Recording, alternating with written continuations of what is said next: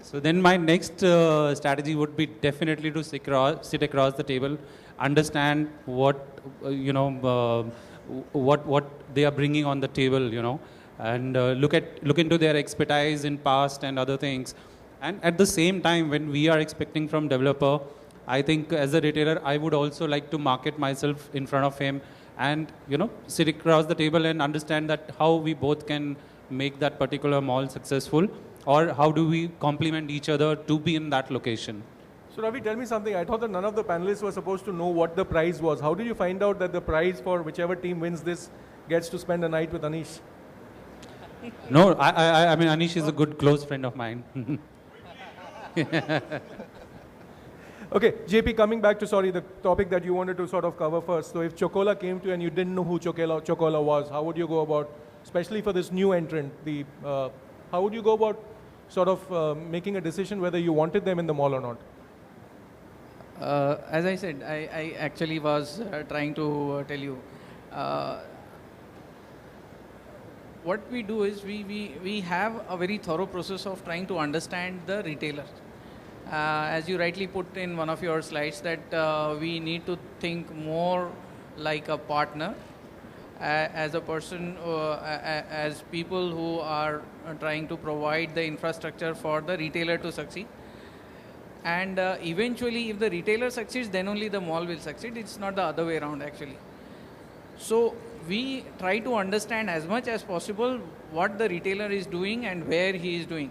So if I didn't know anything about Chocola, then maybe my first response would be to either you make me understand what you are, or give me some time to understand what you are, where you are, what kind of business you are doing.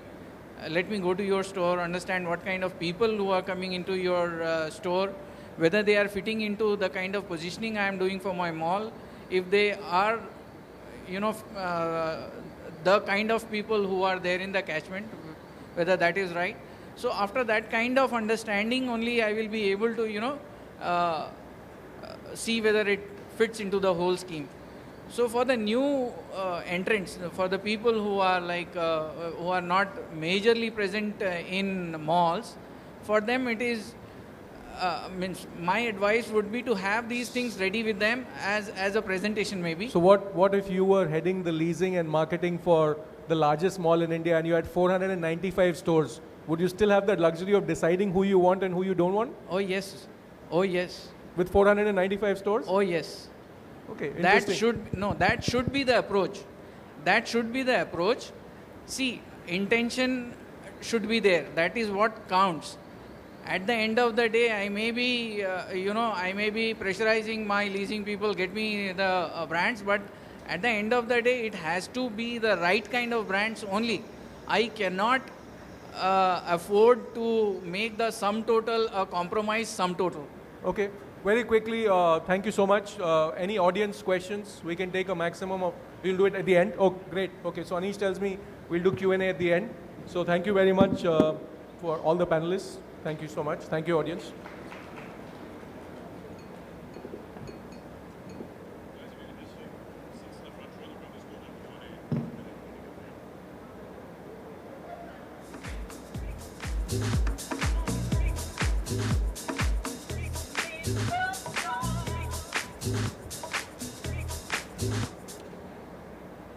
Thank you, guys. Let's call up Team 3, Specialized Format Retail Strategy. And I'd like to call up Ashwin Puri, CEO of Pioneer Property Zone. Aditya Saraswat, Head Operations, Godrej Nature's Basket. Ketan Sangvi, Mall Mechanic and Director, Strategy and Leasing, Beyond Square Feet. Mukesh Kumar, VP Infinity Malls. And Rahul Gupta from Trent.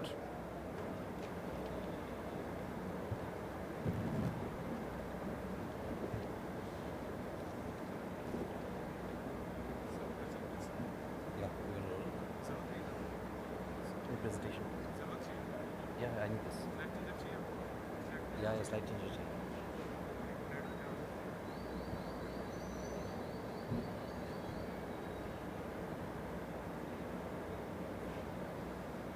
Good evening, ladies and gentlemen. We've got quite an interesting topic for discussion today, which is specialty retail formats. And something that, I think over the years, a lot of us have felt in our shopping centers. A lot of the shopping centers are starting to look the same. You go to one city, you go to the next city, and, it's the same brands, it's the same mix. And what's the differentiation? And specialty retail is really that kind of a concept. And I think specialty retail is not just a format like a bookstore or a electronics store. It actually goes down to even, a specialty food outlet, or an art gallery, or a particular retailer who just retails wall clocks. So there's a lot of different stuff that comes into specialty retail, which actually helps a lot for the malls to start to differentiate themselves. So, we've got a great panel, and I'm going to go through a very short presentation, and then we're going to throw the floor open. Being a consultant, it's quite interesting because we hear both sides of the story. So we hear the developer side of the story, and we hear the retailer side of the story. So typically most retailers come to us and tell us that, listen, that's what the developer's interested in. High rents, no fit out cost, and big brands, right? But there is actually a lot more to it. And being a consultant, we know that there's a lot more that goes in for developers, and there's catchment needs that they need to look at. They look at foot traffic and spend, and it may not be a very scientific approach, but a lot of developers today are looking at this aspect. There's marketing strategies for the shopping center, how they're going to build the brand, especially post-opening. There's brand selection strategies. So which brands do we bring in? How do we bring them in? And management strategy. How do we actually run this shopping center when it's operational? So I think it's not just about rents and big brands. I think it's moved now, to a lot more than just that. And I think a lot of developers tell us that the retailers are only looking at low rents, no fit out costs, and prime ground floor space. But I don't think it's just that. It's still a lot more than that. And I think it's moved, and I think the retailers today are looking at a lot more. They're looking at location. Why should I be there? They're competing malls. Shouldn't I go somewhere else? What's the catchment potential really? Research. That's being questioned on and ongoing. That what is really the potential of this location? How do you think, that my brand, which is a premium brand, will work? Design. A lot of retailers looking at design. A lot of retailers looking at the management team. What is your strategy to run the shopping center? How are you going to run it? What is your marketing strategy for this development? What is the mix and what is the zoning? Very important, because a lot of retailers want to understand that very clearly before they actually get into a property. And then there's, obviously, the owner's long-term strategy. And a lot of brands today are actually asking that question. Is this a short-term or is it a long-term play for the developer? And I think there are a lot of challenges and criterias for selection. So, I'm going to cover this during the panel discussion, so I'm not going to get into too much detail, but, I've covered some of the points earlier. A lot of retailers want to understand what the foot traffic is, because at the end of the day, for the retailer, it's all about sales. What foot traffic, what spend, what are the targets in the shopping center, and there are a lot of challenges that we will actually cover some of these challenges in our discussion. So, I'm going to move to the panel because I think, we've got a good panel. Let's actually talk to them, right? So, the first question I'm going to go to, and, probably Aditya from your side and Rahul, is that, how important is research in this whole process? So, you want research, you want to know, and not only research, what do you actually expect from a developer when you're looking at a specialty format, you want to go into a shopping center? What is your expectation? What do you really want? Good evening. The first point, when we sit across the table with a mall to talk about, look, we are a specialty retailer, and this is what we want from the mall is that to try and understand what kind of business we are into, and try to give us at least some kind of data which talks about what's the average spend of the customers walking into this particular mall, where do they do their related shopping. So for example, if I am an international food gourmet format, what do the customers currently have as a choice in the nearby catchment of the mall that I'm approaching to. The second most important thing is what are the shopping patterns of these particular customers, which income level group do they belong to. When we get data from the mall, it is not structured. It is in an extremely unstructured, in an extremely anecdotal manner. We would definitely benefit if the mall takes some time from us, comes back to us and says, look, now I understand what's your business format. Let me see if I've got something for you, or let me go out, spend about 10 to 12 days doing a dipstick survey and then coming back to you, and then let's sit once again and I will have a better idea. So I think that is something what we want from a mall. Yeah. So Aditya, if I understand, what you're really saying is that there's a lot of information, but the actual how specific and how concrete it is, it's more general in your perspective, and as a specialty retail, you want more concrete information. Rahul, from a bookstore perspective, right? How critical is this research, and what do you really want from the developers to make your decision whether you should open a bookstore in one of the shopping centers? When you've taken a decision that you want a bookstore or you want a specialty retail, the research basically what we expect is, when you do research, it's basic generic. So we need research specific to bookstore. If you're looking at specialty retail, it should be specific to that. How many schools, colleges are there? How many people are going to, what marketing are you going to do only for that format, particular format? Because what you do, you get anchors and then your bookstore is stuck on the third floor and there's no marketing. So as a specialty retail, I take 10,000, 15,000 square feet of space in malls, and you don't expect me to do a separate advertising. So when I pay hefty CAM charges in malls, this is what I'm expecting. So Mukesh, how do you deal with this, right? Because every brand is going to come back and say, listen, I need concrete research and concrete database, and obviously specialty retail has some challenges because, it's not easy to make it work. But from your perspective, how have you dealt with this issue over the past couple of years? Answer the question what they have. In fact, the research starts from the time we start the process of building the mall itself. We study the entire market, what the market can take, what should be the size of the mall. Once you have that information, the mall is built. Secondly, when we start doing the zoning in the mall, that time itself we decide that what is the right size for each of this category. When you talk about a bookstore, a specialty, or digital, or apparel, so that's the second process. Once you're through with this, then we come to the third process, selecting the right tenant. A tenant may say, I need 10,000 square feet per particular category. But our research, in case it say that cannot take more than 5,000 or 6,000 square feet, that's the place what we offer. So basically that's the third process. We are very clear in our mind that this particular category cannot take more to 5,000 or 6,000 square feet. Number in terms of the rate, we also understand some businesses can't afford to pay very high rent. So when the zoning is being done, that's the time we take care of all the issues. Like maybe on the second floor, we have somebody who can't afford to pay very high rental. If you're talking about the CAM is one thing which is universal, and it is the same for almost everybody as per the loading what is being given. So that's how we handle. Number two, if you're talking about somebody talks about low rental, we have anchors, mini anchors, they expect very low rental. Then we have food court, they expect a low rental. Then you have FEC, they expect a low rental. Then you have theaters, they expect a low rental. What are you left with? 30%, 40%? We can't possibly punish those guys who can afford to pay better rental. Sure. So I think eventually it's going to boil down to rents at some point of time in this discussion. So we're going to get to the rents part as well. But I think one of the points that I'm going to just pick up from what you said, right, is that specialty retail, it's obviously difficult to make it work on a rental perspective, but you probably would prefer them to go to destinational locations, right? That's right, yes.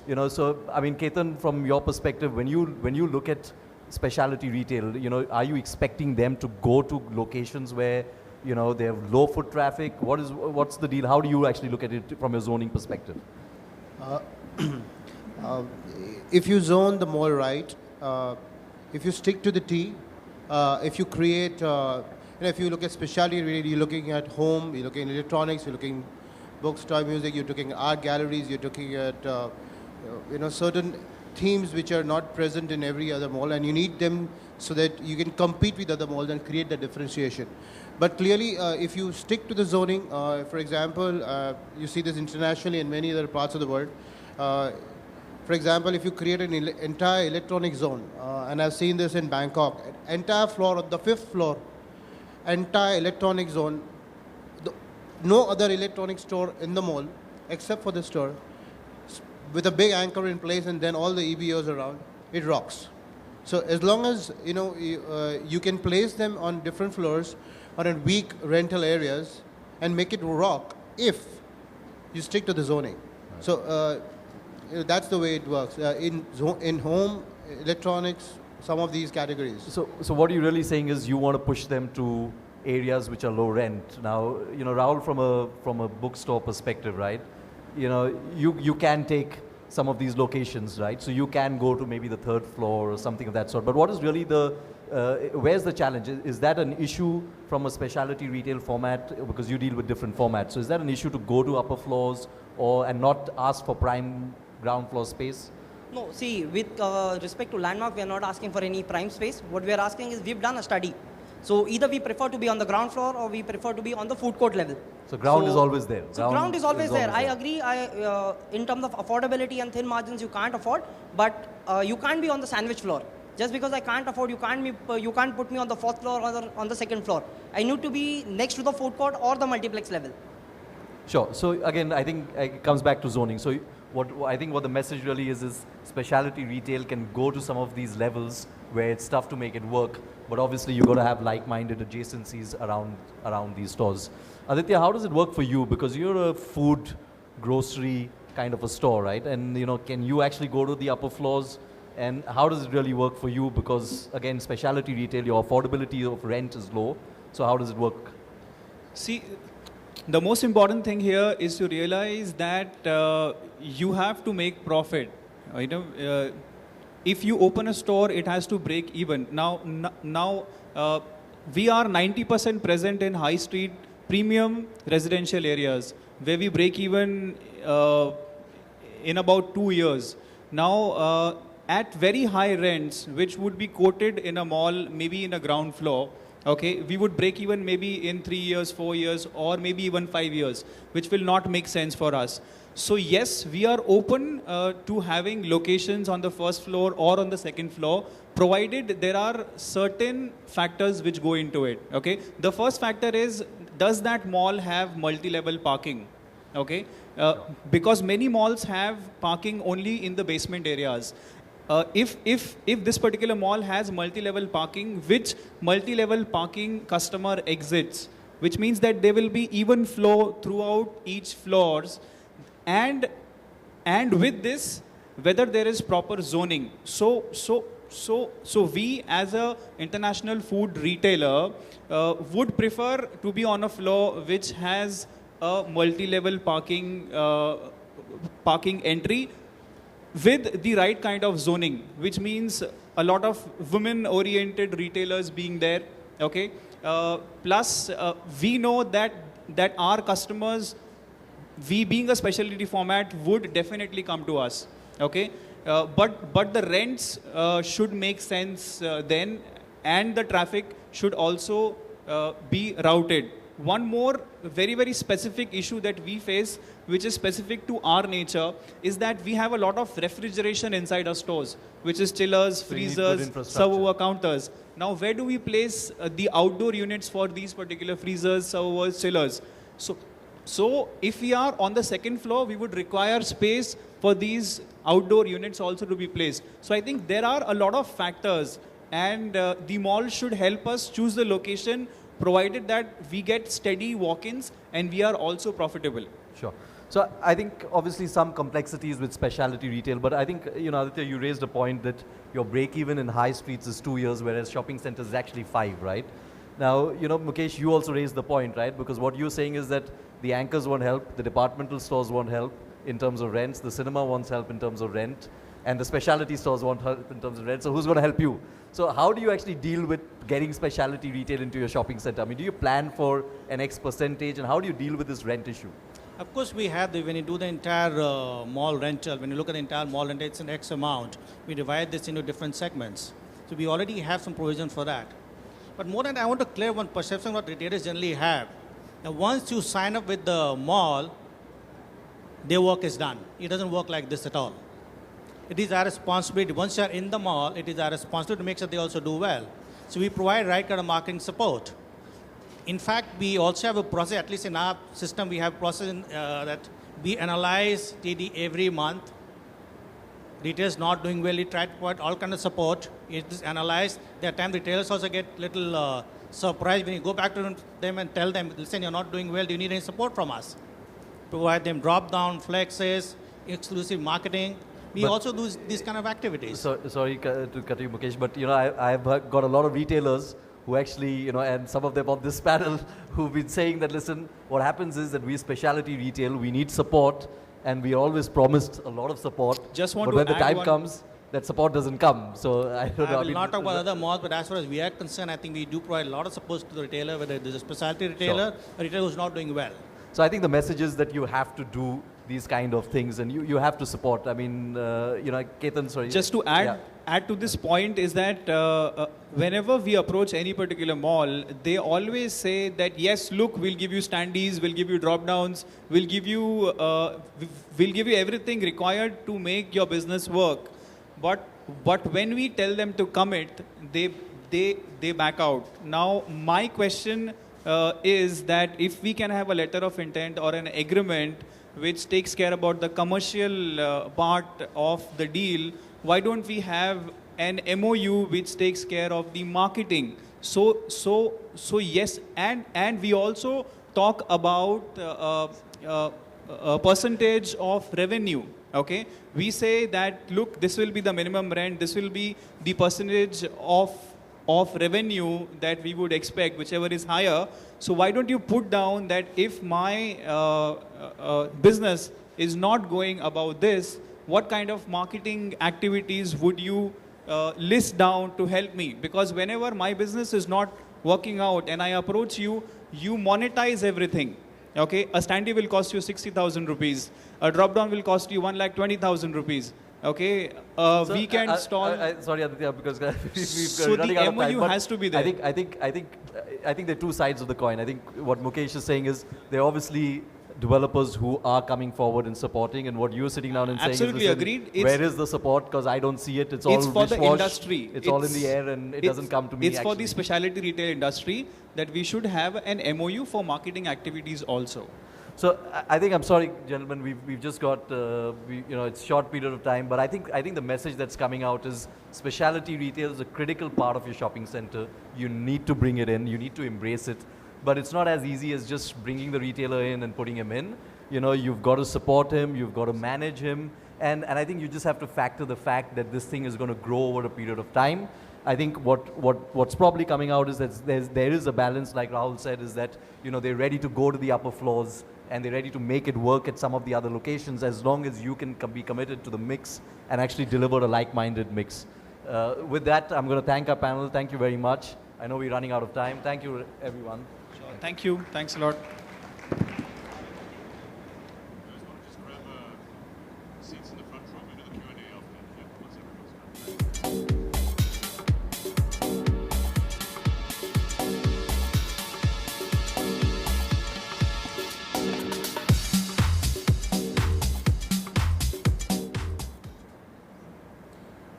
And for our final team, the large format retailer or the anchor store strategy, I'm going to call on stage Arif Sheikh of EWDL, R.A. Shah, property head at Trent, Rajneesh Mahajan, VP Leasing in Orbit,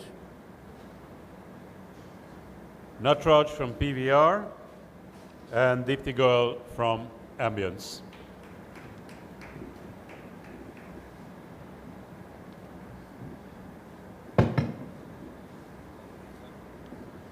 Light, please.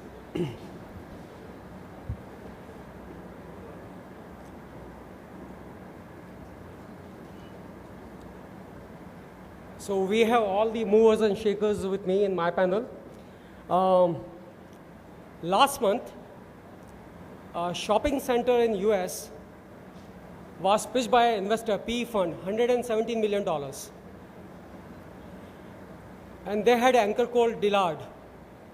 Dillard moved out from that center, and the next quote came from PE fund was $17 million, 1-7, from $117 million to just $17 million in 30 days time gap.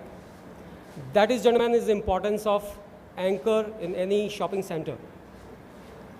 Now, if we talk about anchor, anchor is not about leasing or rental, it is about partnership, if I'm not wrong. And there are three known reasons, which everyone knows in public domain, that when brand or shoppers or developer talk about choosing anchor or anchor choosing the mall, they talk about is city on a rollout plan of the retailer or not, is the mall is in right place in city, and is the store location is in right place in the mall. That are the three known factors in public domain. Other three factors which we normally discuss in-house boardrooms are, one, are we using the astrologer, tarot card reader, or we use a crystal gazer to select the right place and the right developer. Let me start with the panel first. Mr. Shah, if you have only three reasons to choose, or three attributes about the right location, which would be these three right attributes for you? See, what we try to see is basically, we all are aware, see, we have 65 stores of West Side, and we are aware where we can open the stores. So whenever we get development from the mall, we try to see the location and the population around. And we are very sure of it, what kind of business can happen and what kind of cost developer is asking. So we try to see, is it falling into our strategy? Is it location is right? Is it, are we getting a right size and shape of the things? And what is the cost? These are the few things we will try to look at it. Okay. And if these things are right, then we go for it.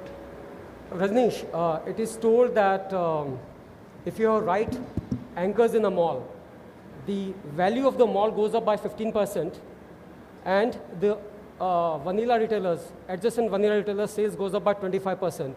So if you are the one who's going to choose among the two different anchors, what are the key attributes you look to pick up the one out of two? Well, to be very candid with you, I don't think in India at present we have liberty to choose anchors, because the large footprint users as a retail and offering the similar or replaceable category, they are very limited. So largely you are dependent upon what is the requirement of your own mall in terms of the size of the mall, the number of floors of the mall, and the kind of positioning you have for mall. So largely the selection criteria is more internally driven than externally. But if you go out today in department stores, you would have to choose between Shoppers, Lifestyle and Central. If you look around for mid-sized players, then you are ending up choosing between 5 or 6. But if you're doing a very large mall, you have to have maybe most of them with you. So I don't think we really have that kind of basket available to choose, but largely the decision is driven internal factors. And one has to, what we used to do in school days, you know, match column A with column B with the right kind of pictures together. So you got to understand your own internal factors, which you need to fill in to circulate footfall better, to occupy spaces in a better manner, and bring in a wider range of merchandise. And then you got to match with what is available in the market. I think maybe a decade down the line, when you will have a lot of players to choose from, then the liberty would be there and the fun would be there. You know, a lot of time we invest in terms of exploring the rollout plan of anchors, and a lot of time goes in meetings and exploring either side of the story. Is it possible that key anchors in terms of department store, cinema and the food court just release, hypothetically, a list that these are our target cities for next 12 months, and this is the kind of sizes we are looking at different sizes, metros and the tier 2 and tier 3. Is it possible? Is it possible in near future to see that kind of list coming out? We already have a list of cities that we would like to enter. Apart from this, we are also happy with new developers coming out and trying to tell us as to these are also some more development, some more cities where we could look at setting up multiplexes. We're keen and we have the rollout strategy already in the system. Dipti, what are the 2 or 3 critical legal clauses you keep seeing in the lease document agreements, which takes a lot of time to finalize the final agreement with the anchors?